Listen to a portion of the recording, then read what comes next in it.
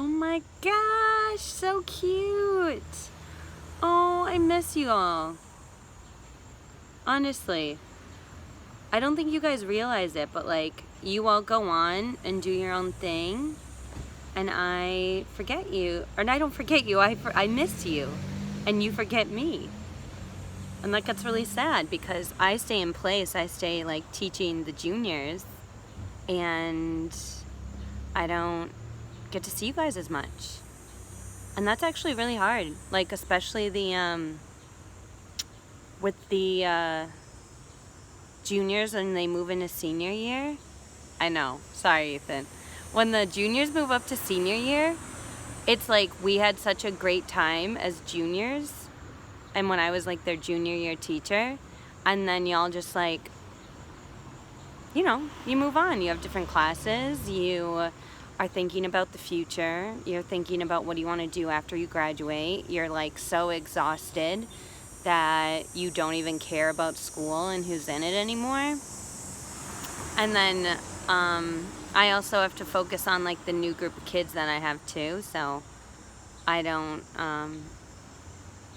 get to be as intentional about the relationship either. Unless you're someone like Ethan, who stays after school for competitive science team. That's like the only way that it happens, is if there are people who like are really intentional about it. So it's kind of a bummer of the teaching sphere, is everyone, like, the whole goal is that you want the kids to move on, and you want them to essentially, like, if you're doing your job very well, you want them to not need you anymore, is like your whole job. It's to render yourself irrelevant and unneeded. So that's kind of the bummer about hopefully doing something helpful for kids, is then they don't need you and they can move along. Hi, Jacinda. Cute. Okay. I'm not going to wait for a dozen people to show, because I'll just like send this as a recording. But I wanted to, as best as possible and as accessible as possible, give people a little update for this school year. So I wanted to make it as personable and make it as authentic to who I am as possible, and hopefully include as many people and as many people as want to be included as possible, is kind of my goal. But I am not going to be teaching anymore at Fairchild Wheeler, and I'm not going to be teaching at all. And I just want to leave some space for people to ask questions.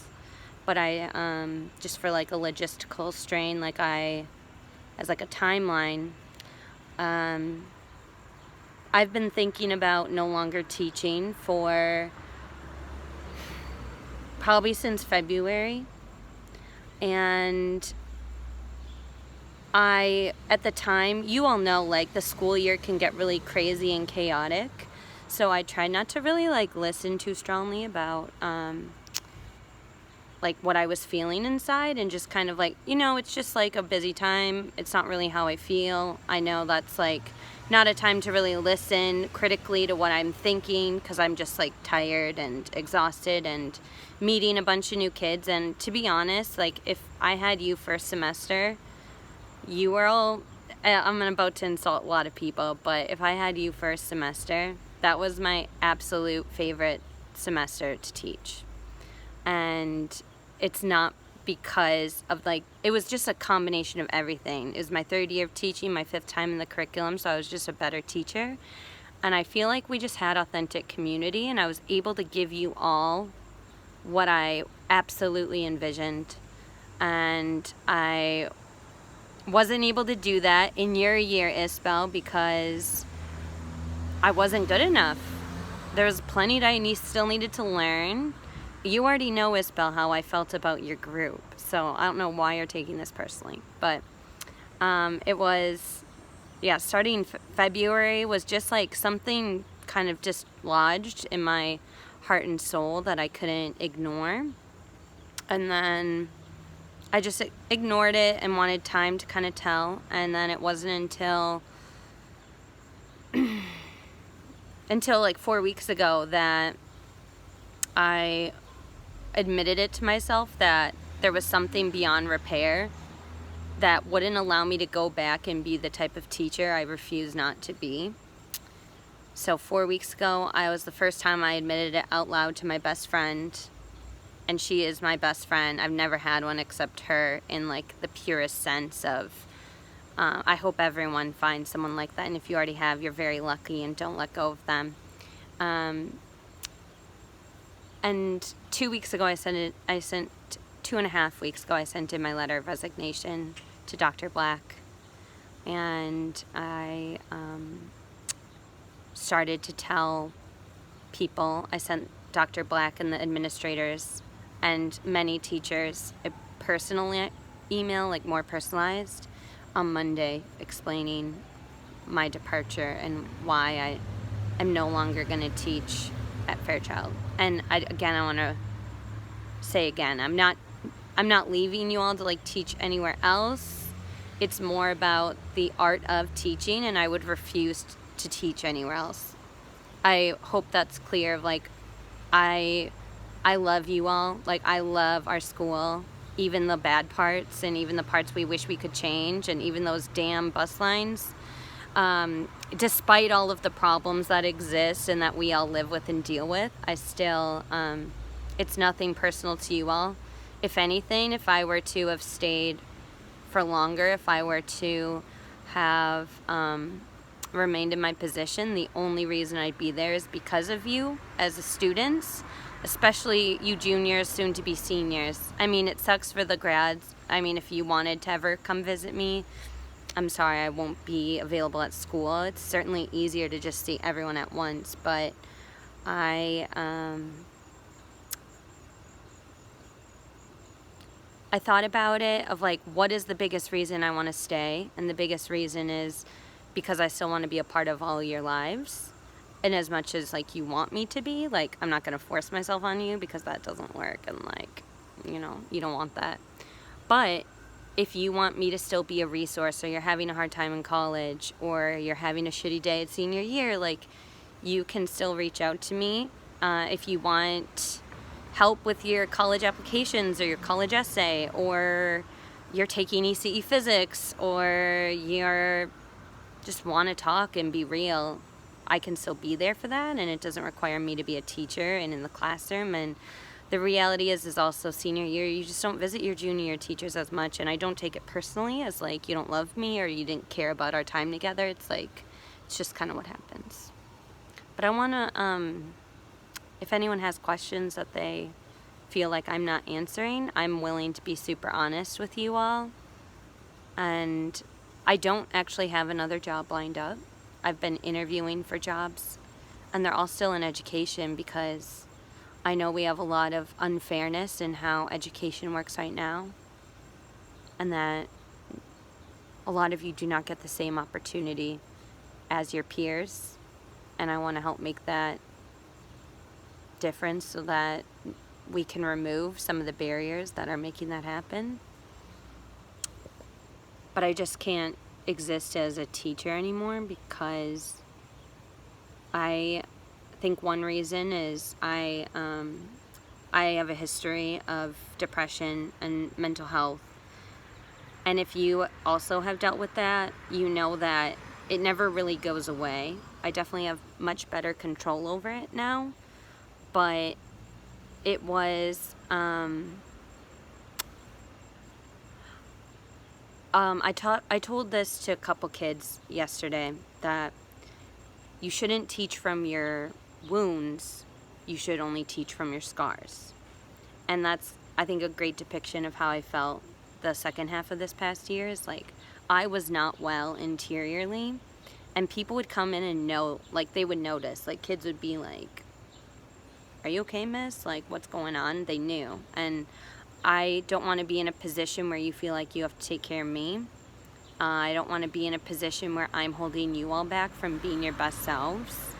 So it really, like, my goal, I understand, like, I have a history of, like, being a perfectionist, and it is, if you are also apt for this, like, it is not a virtuous pursuit to be a perfectionist. It's horrible, and it feels awful because you're never going to reach it, and you never feel good enough. And I feel like I was so close to it first half of the year. I feel like for these past juniors, first semester, I was the best I could have been ever for my experience. And that bar I just, like, could not maintain with the amount of effort I put in, and it started to take away from me. And that led to open wounds and kids noticing and not able to take care of you all and be a help and an aid and a resource to you all. It turned into kids starting to take care of me, and I don't want that to be true, and I don't want that to be something that deteriorates what I could give you all. And I think in my first 2.5 years, I had so many scars that I, like, motivated my teaching. It's like, if I can, like, have hundreds of kids avoid making some of the mistakes I made, or make them feel included, welcomed, accepted, then I'm doing my job, and I can do it in my own way. Certainly it's not like I had an impact on every single person, but at least I can be authentic to myself and provide something if someone's willing to receive it. But I don't feel like I can do that anymore. And then I think the second component is just a personal, like, my life would be easier if I were not this way, but the way that I am is just constantly needing a change of environment so that I can grow. And I wasn't able to sustain the type of growth I wanted. And it's not in, like, there's not enough to learn. Like, there's plenty to learn, but I just need to keep moving into different environments so that I can continue to deliver and really reach what my potential is my goal in life. And for me, my max potential is going to be by being in different environments, in different spaces, and figuring out how to consolidate all that information into my next step. And that won't be for everyone, and that's great. If you were able to, like, love the classroom and feel fully committed and fully invested emotionally, physically, spiritually into the role, I think we would have would be fantastic. But I don't think that's right for me. I haven't seen any questions from anyone, but you can reach out to me. You can DM me, and I'm happy to give you my email, my phone number. You can still text me through Remind, and it goes right to my phone. So I'm going to say it again. I will be in your life as much as you want me to be, and it's not a burden. So if you want me to sit down with you to study for the SAT for the first 6 Saturdays of September to October, I will. And I don't find it as a burden. The only reason I remain a teacher for as long as I have is because I genuinely give a shit about you all. And that's not going away just because my title has changed. So feel free to message me if you need something, if you want my contact info, and we'll make it work. Okay, that's all I had to say to everyone, though. Enjoy the rest of summer. For all the kids that are going to college, don't feel like you have to commit to a stereotypical lens of what you think college needs to be. Mine was definitely not that way, and the best is yet to come in my future, and that's very exciting because I feel like I'm on an upward trajectory, and college was not the peak, and thank God for that, because if I peaked at 20, whew, that wouldn't be my ideal. So don't put any expectations of how you want your college experience to be, and be open to change. Seniors, don't quit before you're done. All right, love you guys.